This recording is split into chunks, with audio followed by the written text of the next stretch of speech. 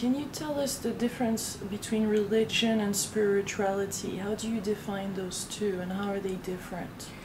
I'm going to paraphrase a definition that I heard once from a friend of mine, a physician, Rachel Naomi Remen.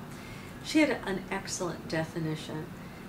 She said religion is really the vehicle that gets us to spirituality. And on the other hand, spirituality lies beyond religion. And sometimes religion is an excellent vehicle, and it gets us to this place of compassion and of gratitude and forgiveness and love and expansiveness, which is really spirituality, of joy, of pleasure. And sometimes, on the other hand, instead of being a bridge to the spiritual in Rachel's language, we get stuck on the bridge. So religion can, in fact, be a block. It's a little bit like the old quote of sometimes it's easy to mistake the map for the territory. Yeah. So how do you see the world religions evolving into spirituality? Do you see it? Because you spoke to many religious leaders. Yes. And do you see an awakening within the religious realm? There have always been awakened people within every single religion. All of the great mystics, you look in Catholicism, you look at Meister Eckhart, for example, there was an awakened human being, or Teilhard de Chardin. One of the people that we interviewed for Your Soul's Compass was Father Thomas Keating, who is an extraordinarily awakened human being. And I think where you see the awakening is that no matter what religion you're from, you find depth and beauty in that without the sense that my way is the only way. What we saw in all of the religious lineage holders that we interviewed was a deep love of all the other religions, a tremendous respect for all the other religions, and a recognition that all of them are paths to the same sea, or rivers that empty into the same sea. And there's actually a word for that. We dedicated Your Soul's Compass to a friend of ours, Brother Wayne Teasdale, who died in 2004. And Brother Wayne was both a Catholic lay monk and a Hindu sannyasin. And he coined a word called inter-spirituality. And what that means is people from every religious tradition, when they've crossed the bridge and touched the spiritual, find, aha, I'm standing on the same ground. When I'm looking around, we're all in the same place. And there's such an outpouring of beauty and respect and harmony when that happens. And that's the evolution of religion, to recognize each is like, if you hold a prism and you get the different colors of the rainbow, each is its own color, and each is beautiful, and each is right for some people. And they're all simply colors of the same light. Is God for you love? I would say that love for me is something that has many different definitions.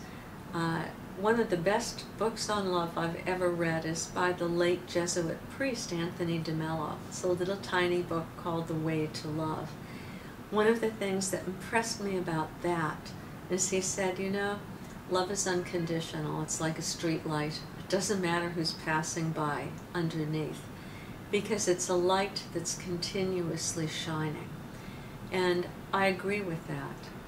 And I would also add to that, that while that's lovely in the abstract, as individuals, it's very important for people to recognize we need to discern. While we can love our enemies unconditionally, we also have to act in an appropriate way, have appropriate boundaries, keep some people out, let other people in. But the Course in Miracles, I think, puts it really beautifully when you recognize that even people who do really terrible things are the same as the rest of us. Ultimately, all they really want is love, and they've just, are misdirected in how they're looking for it. So there's a way, though, to expand our receiving of love, how much love we can receive, how much we can open our hearts. Yes, the way to expand how much love we can receive is to expand how much love we can give. So when Gordon and I wrote Your Soul's Compass, we interviewed a wonderful Tibetan Buddhist, Ed Bastian.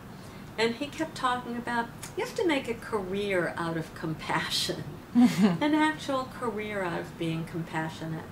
And of course, Tibetan Buddhism has many, many ways to do that.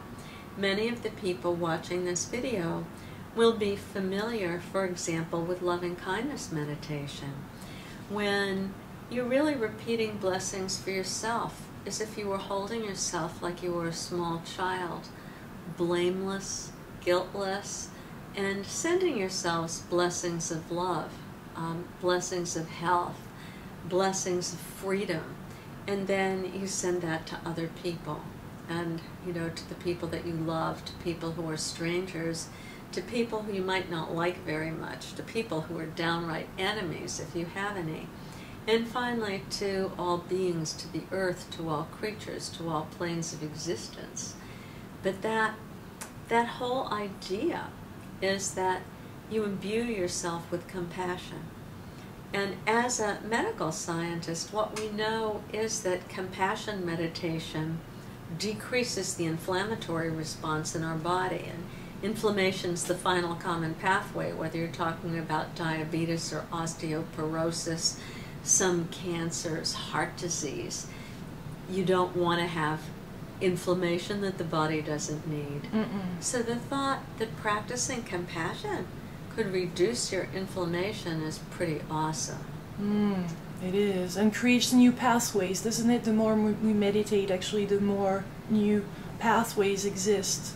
The more that you meditate, for example, practitioners of long-term practitioners of meditation have been studied. One of the labs is Richard Davidson's laboratory at the University of Wisconsin at Madison. And he studied not only Tibetan Buddhist lamas with a long history of meditation, he studied students who are just starting to meditate. He studied Carmelite nuns who have a vocation of praying for the world on behalf of us all. And long-term meditators have a change in their brain that affects the happiness set point. They become happier than other people, which is a very nice thing. You know, His Holiness, the Dalai Lama, always says we're all alike, in that each one of us wants the same thing, and that is we all want to be happy. We all want to be loved. And so why not become a practitioner of love and happiness? Well, thank you so much for spending this time with us and sharing all this information. Thank you. You're so welcome. What a pleasure. Thank you for doing